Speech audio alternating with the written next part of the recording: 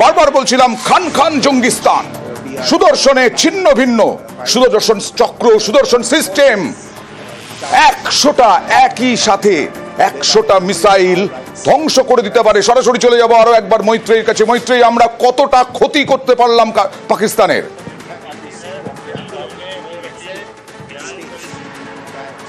দেখো, যদি ক্ষতির দিক থেকে দেখা যায় তাহলে ক্ষতি কিন্তু একাধিক দিক থেকে হয়েছে। প্রথম ক্ষতি যে পাকিস্তানের যে ড্রোন এবং তারপরে মিসাইল হামলা করার চেষ্টা করা হয়েছিল, অন্ততপক্ষে 45 থেকে 50টি মিসাইলকে আমরা গান ডাউন করেছি, ফলে সেটা একটা ক্ষতি। দ্বিতীয় ক্ষতি, আমরা আমাদের তরফ থেকে লাহোর এবং ইসলামাবাদে কাউন্টার অ্যাটাক করা হয়েছে, সেখানে বড়সড় ড্যামেজ হয়েছে। দ্বিতীয় ক্ষতি। তৃতীয় ক্ষতি, ভারতের কে একেবারে সীমান্তবর্তী লাগোয়া এলাকায় যে হেভি শেডিং করছিল এবং তার পাল্টা ভারতের তরফ থেকেও দেওয়া হয়েছে এবং সেখানেও বেশ কিছু ড্যামেজ পাকিস্তান সাইডে এবং পিওকে সাইডে হয়েছে বলে আমরা এখনো পর্যন্ত জানতে পারছি। অর্থাৎ ইন্টারন্যাশনাল বর্ডারের ওপারে পাকিস্তানের যে অংশ রয়েছে সেখানে এবং পাক অধিকৃত কাশ্মীরের যে অংশ রয়েছে সেখানেও ভারতের যে পাল্টা আঘাত, তাতে যথেষ্ট ড্যামেজ হয়েছে বলে জানা যাচ্ছে। এবং চতুর্থ, যেটা আরও মেজর, 7 জেশে জঙ্গিকে ইনফিলট্রেট করার চেষ্টা করা হচ্ছিল, যাকে বিএসএফরা গান ডাউন করেছে এবং তার কিছু ভিজুয়াল আসা গিয়ে এসেছে আমাদের হাতে। এবং যেটা জানা যাচ্ছে বিএসএফ সূত্রে যে এই পোস্টে, অর্থাৎ সাম্বার একটি পোস্ট থেকে অন্তত এবং পাক রেঞ্জার্সরা কাভার দিচ্ছিল এবং সেই কাভার দিয়ে 7 জন জঙ্গি, অন্ততপক্ষে 7 জন জঙ্গি তারা ঢোকার চেষ্টা করেছিল। সেই 7 জনকেই নিকেশ করেছে। নিশ্চয়ই আমরা ছবি যখনই পাবো তখনই আমরা দেখাবো 7 জঙ্গিকে নিকেশ করা হয়েছে, খতম করা হয়েছে ভারতীয় সেনা। আর ক্ষয়ক্ষতি তো হয়েছে, ক্ষয়ক্ষতি বিপুল পরিমাণ হয়েছে, এটা অনস্বীকার্য। সুদর্শন চক্রে এমন ক্ষয়ক্ষতি হয়েছে, কর্নেল ভাদুরীর কাছে যাব। কর্নেল ভাদুরী, লোন চাইছে, ঋণ চাইছে পাকিস্তান এবং বলছে ভারত যেন এইরকম ঘটনার না ঘটায়। যদিও এটা ফেক বলছে পাকিস্তান, কিন্তু এখন যা অবস্থা পাকিস্তানের, আগে অর্থনীতি যেরকম ছিল, ঋণ চাওয়াটা খুব স্বাভাবিক এবং তাতে ঋণ দিতে কতটা রাজি হবে কোন দেশ?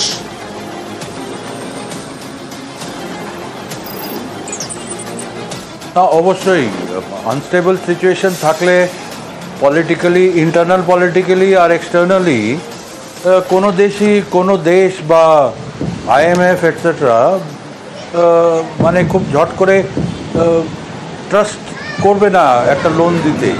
তো পাকিস্তানের নিজের স্বার্থে, পাকিস্তানকে নিজের ঘর আর নিজের আশেপাশে এরিয়াকে শান্ত রাখা পাকিস্তানের নিজের শর্তে। আচ্ছা, যুদ্ধবাজি করে আর এই টেরোরিজমকে আশ্রয় দিয়ে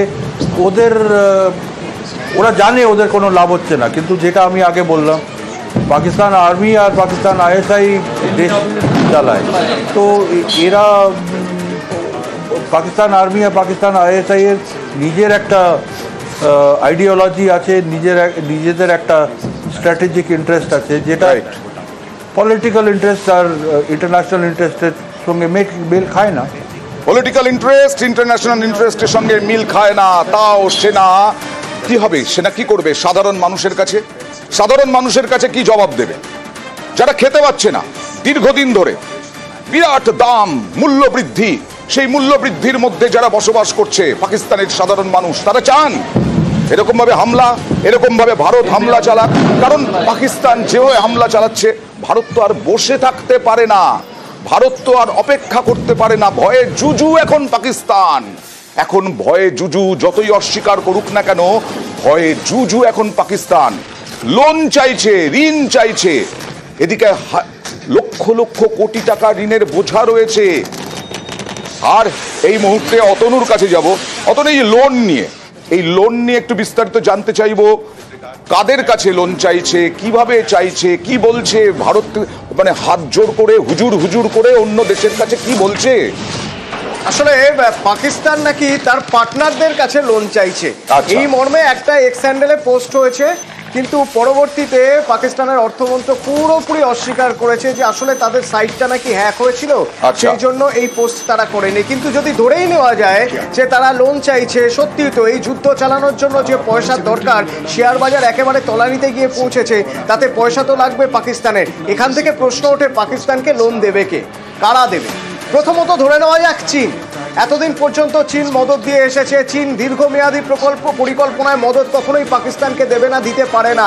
তার কারণ একটা সময়ের পরে চীন সত্যি পিছু হটবে। হয়তো আজকেই আমরা জানতে পারবো বা আগামীকালই জানতে পারবো চীন আর কোনো সাহায্য করবে না। কেন করবে না? তার কারণ আমেরিকার সঙ্গে বিশ্ববাজারে অর্থনীতিতে লড়তে গেলে চীনের এই মুহূর্তে বন্ধু একজনই হতে পারে, তা হলো ভারত। ভারতকে কোনোভাবেই ঘাটাতে চাইবে না চীন। আর সেই জন্য চীন কখনোই ভারতের বিরোধিতা করছে এমন কোনো দেশকে যুদ্ধাস্ত্র দিয়ে সাহায্য করবে বা পয়সা দিয়ে সাহায্য করবে, এটা ভাবার কোনো কারণ নেই। হ্যাঁ, পাকিস্তানের জন্য চীনের একটা জায়গা ছিল। কেন না? চীন চাইছিল অর্থনৈতিক করিডর তৈরি করবে বালুচিস্তানের মধ্যে দিয়ে। কিন্তু তার জন্য পাকিস্তান কি আদৌ চীনকে কোনো সুরক্ষা দিতে পেরেছে? বালুচিস্তানের বালুচ লিবারেশন আর্মি তো পাকিস্তানের সব পতাকাগুলোকে সরিয়ে দিয়ে সেখানে নিজেদের পতাকা লাগিয়ে দিচ্ছে একদম। তো তাহলে চীনের আর কোন স্বার্থ থাকতে পারে পাকিস্তানকে পয়সা দেওয়ার? আমেরিকা এর মধ্যে ঢুকবে না বলেছে, ইউরোপীয় ইউনিয়ন ভারতের সঙ্গে রয়েছে। তাহলে আমি আসবো তোমার কাছে, আরো তথ্য জানতে চাইবো, কারণ আমরা করাচি বন্দরে কালকে হামলা চালিয়েছি, তার কোনো তাৎপর্যপূর্ণ ব্যাখ্যা আছে কিনা আমি আসবো। তবে এই যে লোন নেওয়া, ঋণ নেওয়ার বিভিন্নভাবে হাত পাতা, কে ঋণ দেবে, আদৌ কি ঋণ দেবে? আমরা কথা বলেছিলাম আন্তর্জাতিক সম্পর্ক বিশেষজ্ঞ সম্পূর্ণা গোস্বামীর সঙ্গে। পাকিস্তানের বন্ধু দেশ যদি বলি, তাহলে ভারতের সেই জায়গায় চিন্তার কারণ শুধুমাত্র চায়না। পেহেলগাম অ্যাটাকের পরে চায়না পাকিস্তানের দিকে একটা এসিড সুর কিন্তু যদিও দিয়েছিল, কিন্তু তারপর থেকে কিন্তু চায়না সাইলেন্ট অবজারভার হয়ে গেছে। চায়না শুধু অর্থনীতি বোঝে, চায়না টাকা বোঝে। চায়না কিন্তু পাকিস্তানের জন্য ইন্ডিয়ার সঙ্গে যুদ্ধ করবে না। ৭১-এর কিন্তু সমীকরণ এখন নেই। কাজে সেই জায়গায় দাঁড়িয়ে চায়না কিন্তু কোনোভাবেই কোনো ওয়ার ফ্রন্ট ওপেন করবে না ইন্ডিয়ার সঙ্গে। আমেরিকা, রাশিয়া, ইউরোপিয়ান ইউনিয়নের বিভিন্ন যে রাষ্ট্রগুলো, তারা কিন্তু প্রত্যেকেই ইন্ডিয়ার ফেভারে আছে। পাকিস্তানের পাশে অর্থনৈতিকভাবে সাহায্য করার জন্য আমেরিকা কিন্তু এগিয়ে আসবে না। ট্রাম্প কিন্তু প্রথমেই বলে দিয়েছে আমেরিকা অন্য কোনো রাষ্ট্রের যুদ্ধে আর কোনো পয়সা বা আর্থিক সাহায্য দেবে না। কাজে আমেরিকার পাশে দাঁড়ানোর কিন্তু কোনো রকম কোনো সম্ভাবনা নেই। রাশিয়া কোনোদিনই পাকিস্তানের পাশে দাঁড়াবে না। রাশিয়া বরাবর ভারতের বন্ধু ছিল এবং আগামী দিনেও থাকবে। সেই জায়গায় দাঁড়িয়ে আমার মনে হয় পাকিস্তানের কাছে কিন্তু সময়টা অনেক খারাপ এবং পাকিস্তান অনেক বেশি ডিসঅ্যাডভান্টেজেস পজিশনে আছে। যেভাবে পাকিস্তানের ডিফেন্স সিস্টেমকে ইন্ডিয়া একের পর এক ধ্বংস করছে, পাকিস্তানের কাছে এখন নেগোসিয়েশনের টেবিলে বসা ছাড়া আমার মনে হয় আর কোনো অপশন নেই। যেটা আমার সহকর্মী অতনু বলছিলেন, চীন কেন সাহায্যে এগিয়ে আসবে? বালোচ বিদ্রোহীরা তো কোয়েটা শহরও দখল করে নিয়েছে, পাকিস্তানের পতাকা নামিয়ে দিয়েছে।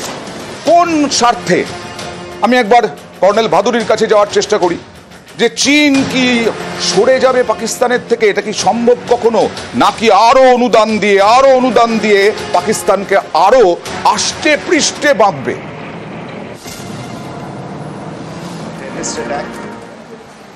না, দেখুন, ব্যাপারটা হচ্ছে যে চীন আর পাকিস্তানের রিলেশনশিপের মধ্যে একটা ইতিহাস আছে। চীন পাকিস্তানকে সাপোর্ট করে, কিন্তু পাকিস্তান যখন ঝামেলায় পড়ে পার্টিকুলারলি ইন্ডিয়ার সাথে, তখন চীন দুটো স্টেপ পেছনে নিয়ে নেয়। এটা ছিল ইতিহাস। এখন এই 1999 কার্গিল ওয়ার আর এখনের মধ্যে একটুখানি ডাইনামিক চেঞ্জ হয়েছে। ওই সিপেকের ব্যাপারটা এসে গেছে। এখন এই সিপেকের কমপ্লিট অ্যাসেটস, ওগুলো পাকিস্তানের অ্যাসেটস না, ওইগুলো চায়নার অ্যাসেটস। রাইট। তো এখন যদি অল আউট ওয়ার হয় আর চাইনিজ সিপেকের অ্যাসেটস, মানে কারাকোরাম পাস থেকে নিয়ে ডাউন গোয়াদার অবধি, যদি চাইনিজ দেখে যে সিগনিফিকেন্ট ড্যামেজ বা থ্রেট ওদের সিপেক অ্যাসেটসের, চায়না ইনভলভ হতে পারে।